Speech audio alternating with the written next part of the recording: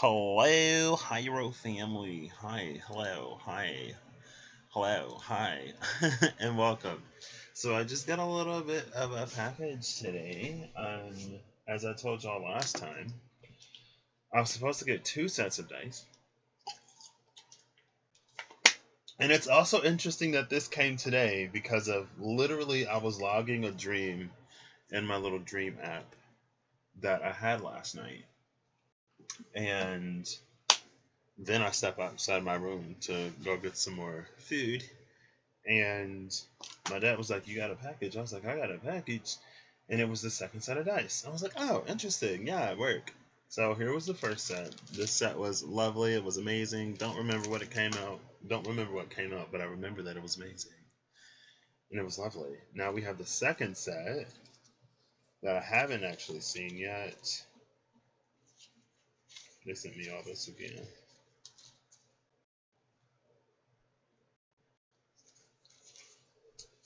Get it into your first seat. Oh, snap. So yeah, we're gonna see. So I had the lighter set, looks like, and it looks like the darker set just came. Where is the? Here it is. No, this is the old one. Excuse me. So let's just get into this and see what messages come out. Now I haven't rolled a natural 1 or 20 yet, which is what this was sort of centered around. There was the one wizard who's like the good one. He's like, "I'm responsible for all your natural 20s," and the bad wizard is responsible for all of your natural 1s. And then the bad wizard was like, "Yeah, that's true, but in life, everything can't be good. Hello?" It's like there's good and bad. And then there was like this, let fate decide, sort of in the middle path, and that's the one I chose. Not only because it gave me two sets of dice, but also because I was like, you know what? Yeah, let's. It's true that there is both light and dark, and just because the light isn't like there's light and dark doesn't mean I'm gonna choose the dark. Hello. So we're gonna let things balance themselves out. If I can get these out. 3 volts. 12 volts. Come on. Come on. Yeah, like it, come on. I'm taking a little bit of a study break. I went out on the porch yesterday. I took my homework out on the porch yesterday. I was like, maybe Gaia, and I think I talked about this. I was like, maybe Gaia will whisper the answers in my ear. And she kind of sort of low-key did. So I ended up finding a lot of, yeah, this is the darker set. Girl! Why is this the exact set of dice that I already have? Now I got 3 sets that are this purple color. This is my 3rd set like this. At least I was able to differentiate the other 2. This one looks kind of sort of exactly like one I already got, but that's fine. Because I actually like these sets. These sets go fairly deep. Yeah. I actually initially... Oh, I don't like this though. Because I don't have an extra dice bag. But I do have a little pouch that I bought for my crystals. So maybe this set of dice I'll store it with the crystals that are in that pouch. No, because then I put a bunch of other crystals in that pouch. Because that one didn't come with the pouch either. It's alright. Maybe I'll just be... There, see? I can keep them in this. I initially thought that they would be metal sets for some reason. But I wasn't paying metal set prices. These feel good. These feel real good. Okay, these have some blue in it. Yeah, these are richer. I don't know if y'all can tell. But yeah, it's richer than the other set that I have. So there's the one set that has like some like reds in it, some golds in it. There's the other set that has like maybe some grays, and then this one has a little bit more blue in it. It looks like so. We're gonna roll both of these, and then we're gonna see what comes out, and then I'm gonna get back to work. Shout out to Gaia for helping me on the porch yesterday. I'm getting really close to finishing this. I'm gonna give myself, hopefully to the not hopefully, because we're gonna do it to the end of October to finish this one class, and then I'll have a month and like a week to do the whole other class. In that class, I'm actually less worried about than this class, because in that class, feels like it has stuff that I know how to do, honestly, or that's easier to accomplish. So let me pull up my cheat sheet, and then we'll get right into it. I do want to roll both of the d20s just to see which one would come out higher. We'll put this set over here because it's harder for me to see, so it's closer to the light. Right, left, right. Let's see. We got a 12 and an 8. So the darker set did come out closer to 1, and the higher set came out closer to 20. Still ain't got either one. 12 and 8 together is a 20, though, interestingly enough. Well, there's that one. There's that one. Okay.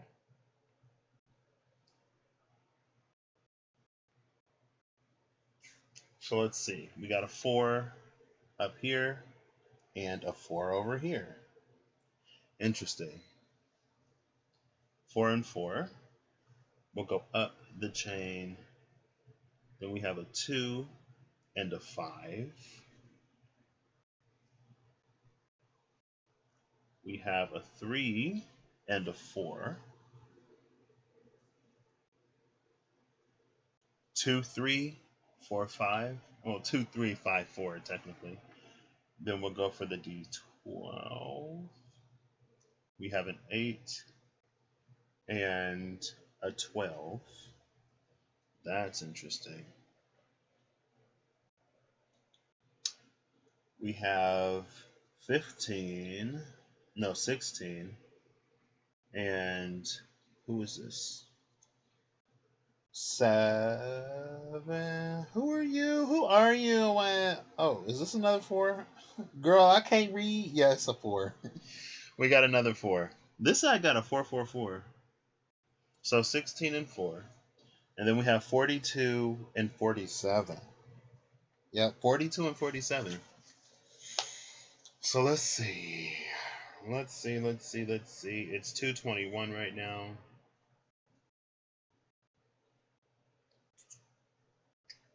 What am I looking for?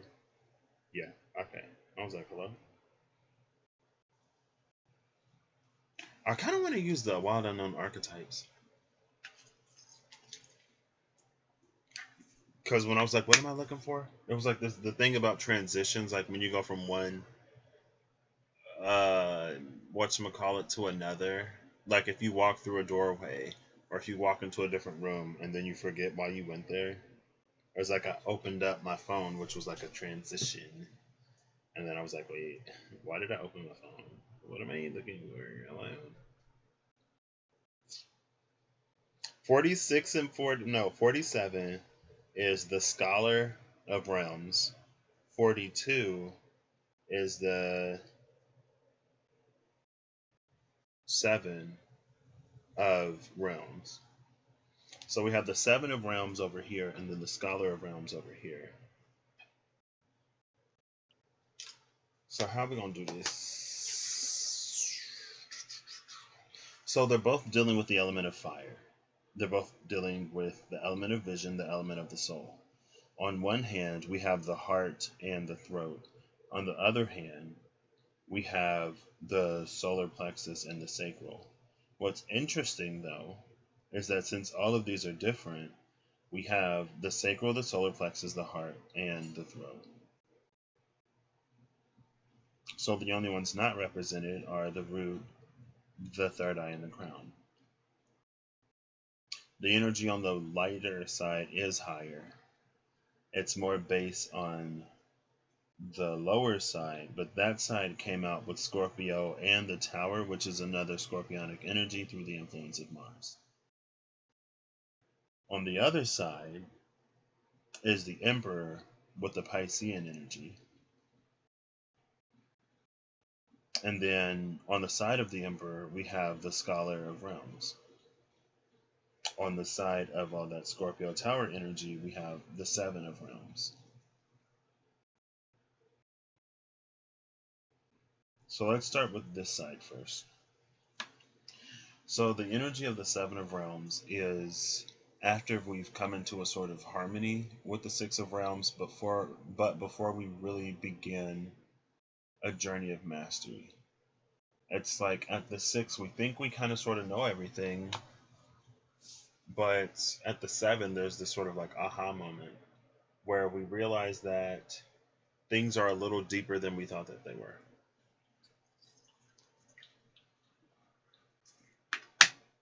Things aren't necessarily going to be as easy as we have planned or hoped. And then the tower is here, which is another seven. And I feel like the tower is kind of sort of the space of that realization. With the sacral and the solar plexus and the scorpionic energy, it's about more than just our base desires.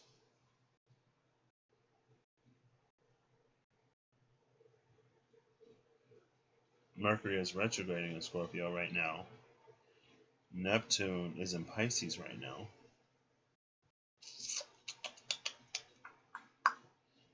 And they're in a very loose trine. I believe I said earlier it was like 13 to 25. It's like 11 degrees Scorpio to 25 degrees Libra, roughly. So Mercury is like 11 degrees Scorpio, Neptune is like 19 degrees Pisces, so there's like an 8-degree orb. So it is fairly loose. Man, that means Mercury is sliding right back into this. Mercury is trining my sun 10 degrees Pisces and my Mars 9 degrees Cancer. And this space is Scorpio. Come through, Grand Trine. And I also discovered, so my descendant is like 8 degrees Scorpio. So I have another grand water trine between my sun, my Mars, and my descendant. And then the other grand water trine is between my IC, my my Mercury, my Pluto, and my IC. Fourth house cusp and seventh house cusp both complete two different grand water trines in my chart.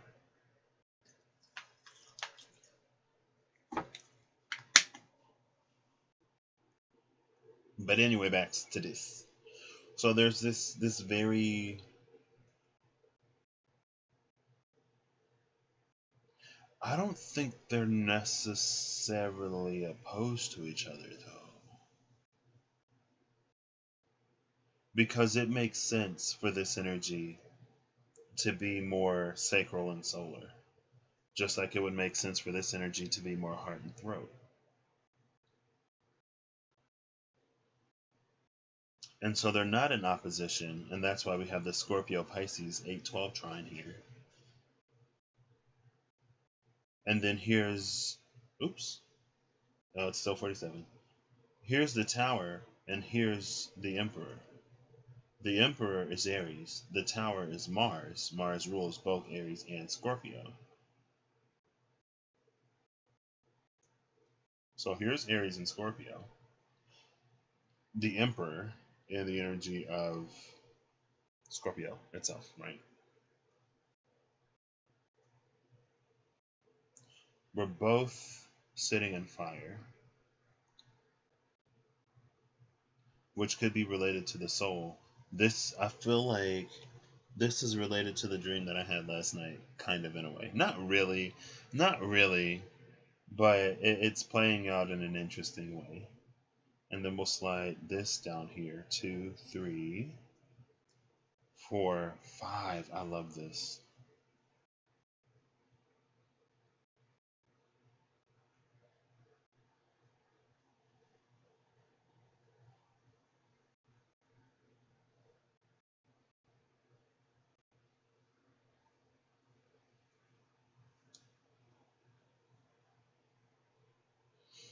And then there's this Piscean energy that's just kind of sort of floating out here. But that also makes sense because it's the light aspect, right? So, I mean, if the light aspect is like floating out there in Pisces land, that makes sense. It's not something that we've necessarily experienced, or not necessarily something that we have a tangible experience of, and it is something that is kind of sort of typically reserved for the afterlife, right? When you go into the light. When you live that, I don't know, life above the clouds or under the earth. Just kidding.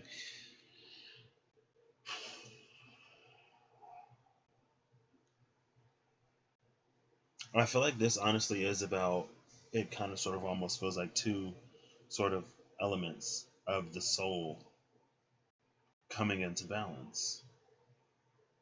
The light side has is does like light things, and the dark side does like dark things. And dark things aren't necessarily dark, they're more rooted in the physical experience. The light side is more rooted in the emotional spiritual experience. I'd say the dark side is more physical, mental, masculine, and the light side is more emotional, spiritual, feminine. Which again is interesting because usually I've come across the dark side is feminine and the light side is masculine, since the light side is expressive and the dark side is receptive. It's more internal, right? Takes me back to that Hierophant. I was like, why is it every time I pull cards here, the feminine energy comes out on the masculine side and the masculine energy comes out on the feminine side? And last time I did it, I actually rewrote it because I noticed that up top, um, the energy didn't necessarily follow through to the bottom. But I guess it's kind of sort of reminding me of the third eye, and how at the third eye, it's where the left channel and the right channel meet, but then they cross. And so when you get up to the crown, when you get up to the brain, it's like the left side of the brain controls the right side of the body, and the right side of the brain controls the left side of the body, because they do this thing where the channels run up, and then behind the third eye they cross, and again, then they do that. So if we're in this space where they're flipped, then we're in the area of the crown, which makes sense for a Hierophant spread, or for, you know, any type of energy, I guess, that's not so rooted so firmly. I don't know where we're going with this, but we're gonna go there. So we have Scorpio, the Tower, and the Emperor. This is a space of reclaiming our power. It's a space of coming into greater sovereignty, because it's like, I don't want to say the shadow is, because the shadow side, it's ready to cooperate if we're approaching it with a cooperative attitude instead of an attitude of conquest. The shadow is bringing up the lower three chakras, typically, or especially the sacral and the solar plexus. And the shadow being in charge of the sacral and solar plexus can be what really gets us in trouble sometimes. Right? That's when we kind of start making choices and decisions that aren't necessarily with the best of intentions for self in mind.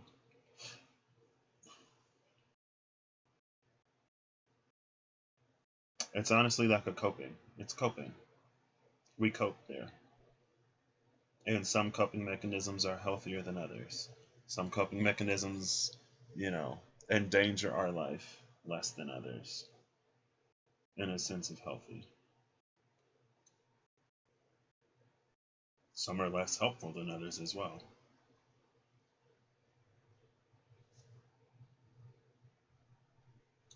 This is how we're going to do this.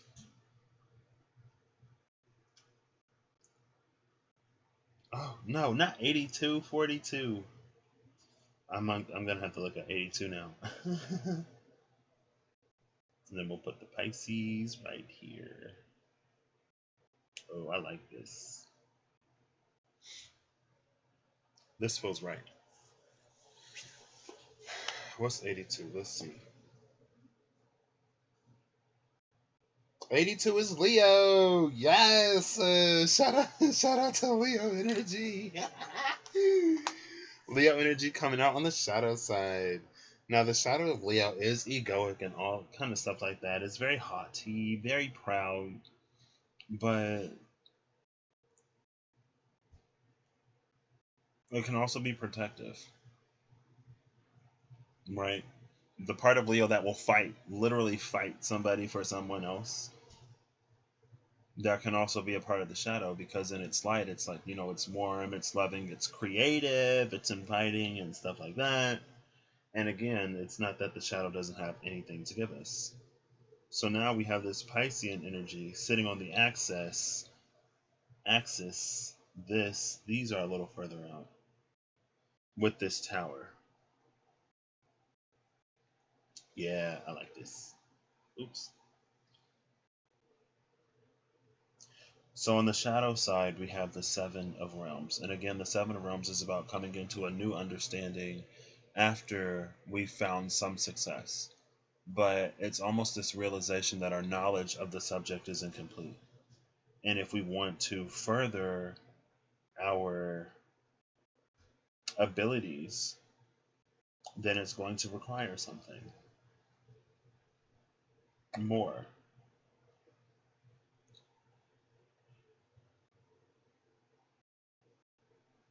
And the seven is the beginning of opening ourselves to that.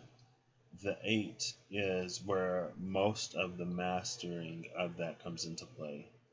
The nine is where we're fine tuning our skills, and then the 10 is like the completion of that. And then we proceed into, you know, the court system.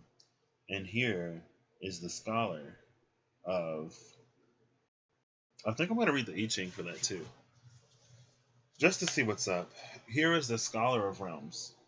And the Scholar of Realms is a scholar, at least a scholar of zones, essences, and souls. To do anything on the physical, you have to have an understanding on all other realms, right? Because it's like the physical is the culmination of it. Just like Malkuth at the bottom of the Tree of Life is sort of the culmination of everything that came above it.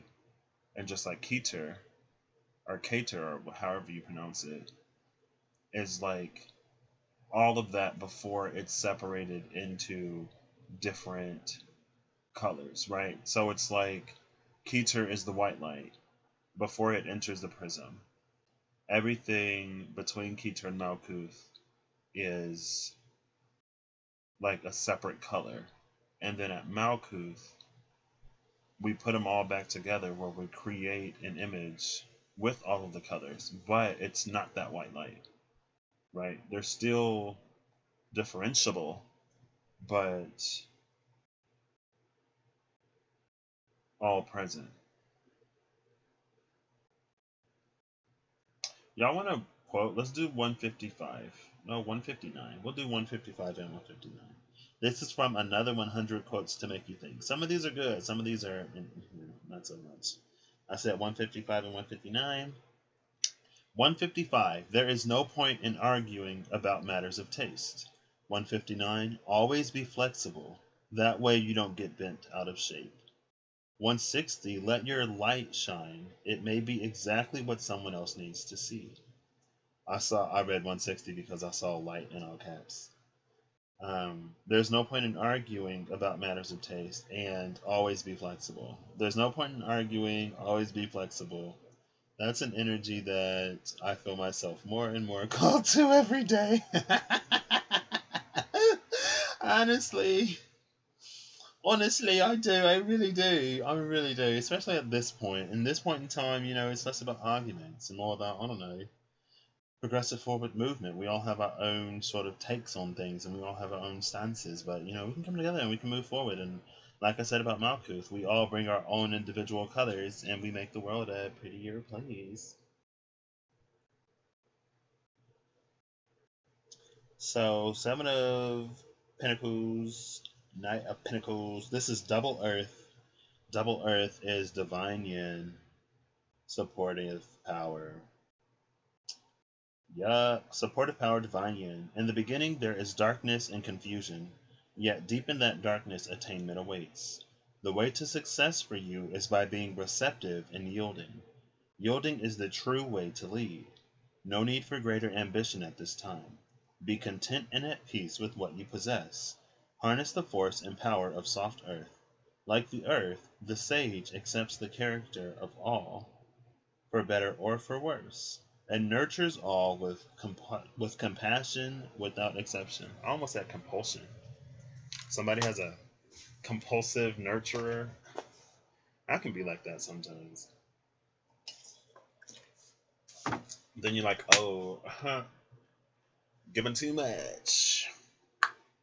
So this is a lot. I feel like I'm dancing all around this, but not necessarily getting it. I mean, honestly, it feels like the light and the shadow coming into balance. It feels like they're on the same page, and it feels like there's this transformation that's happening on the more egoic side. Maybe that's why the Ten of Swords has been popping out lately. All that ego death energy. Excuse me, but it's not necessarily dying, it's transforming. It's transforming in a way that makes it capable of positive, harmonious interaction with light, with our light, right?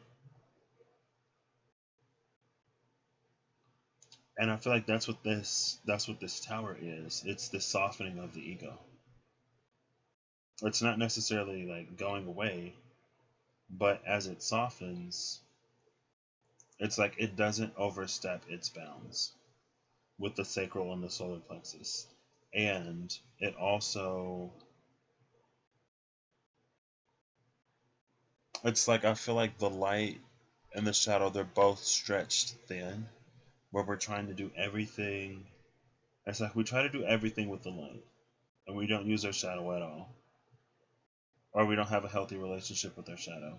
And so the shadow tries to counteract the light on every instance. And that's why we can get these shadow energies. I don't want to say why, but just follow me. We can get these shadow energies in the third eye and the crown, where that's supposed to be light aspected. Now, I am kind of sort of tempted, and when I did the more or less series, I actually made the crown light and the third eye dark, because the third eye, if it's about receiving the vision, it receives light from the external. And if the throat is about speaking our truth, we're projecting light into the external. But when these two are in competition, it introduces disturbance where there doesn't have to be.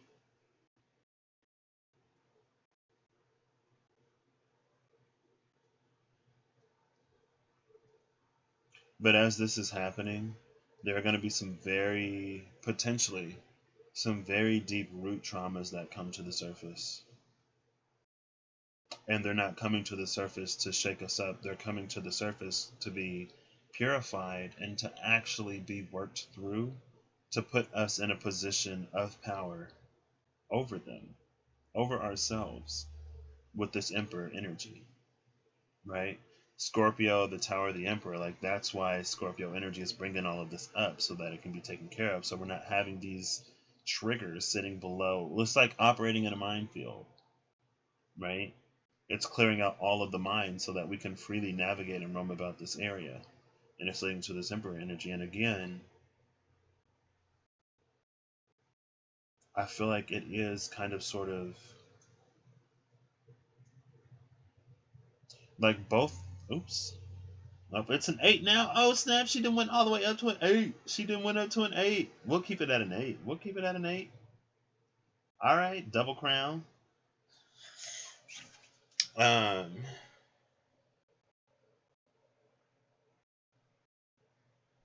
One second. And so, what was I talking about? The light knows the soul just as the shadow knows the soul. And if we're operating from a space of desire, that is almost the shadowy aspect. And with this Scorpio energy and then with this tower, it's like it's recalibrating our shadow to no longer want the things that don't serve us. Because again, we're getting on the same page.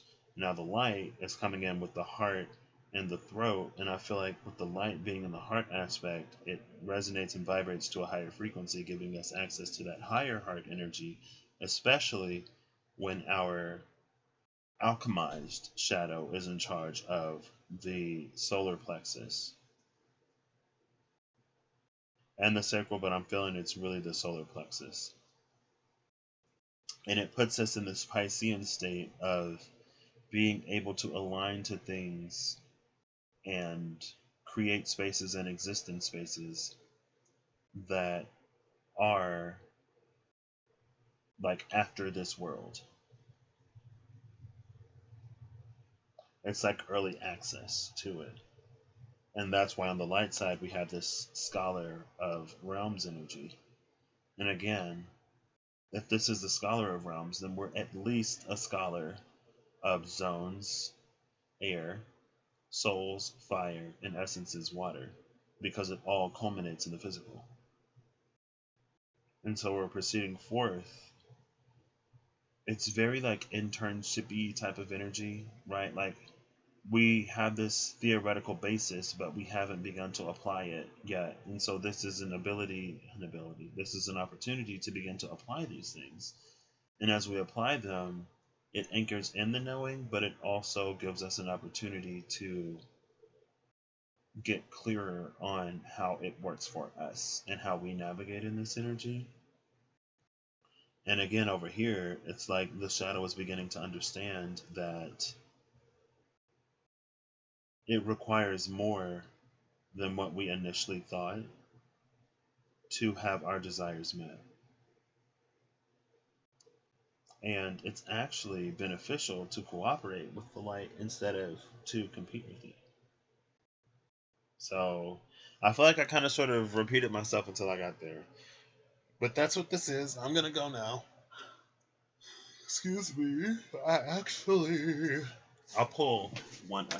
Oh, just punched. Oh, wait. Okay. I thought I punched the camera. I punched the ring light above the camera. I'm so clumsy, y'all.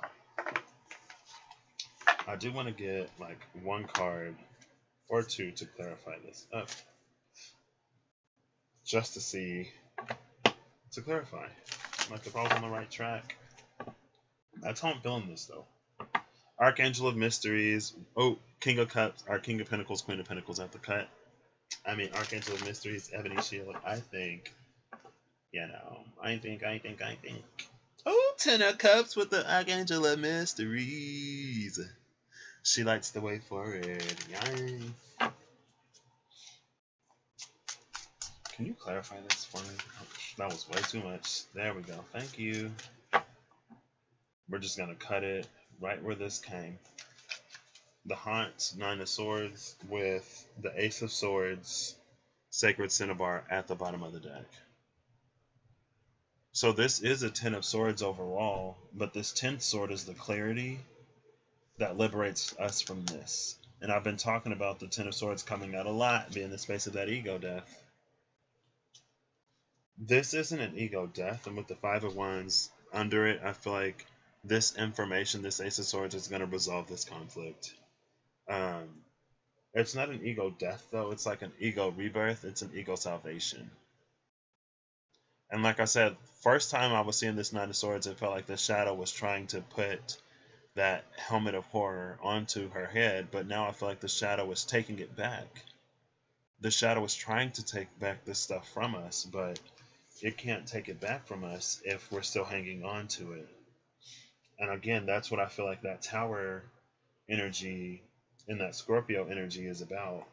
I feel like the shadow is trying to realign itself, but it can only do that if we allow it to, honestly. Some things we kind of sort of just leave in the shadow and we let it chill there intentionally, whether we do it intentionally or not, but that's what happens. So that's what I got. More or less the same. I'll catch y'all later. Have a good whatever whenever you see this, and I hope you're acting in alignment to make it the best it can possibly be. Bye.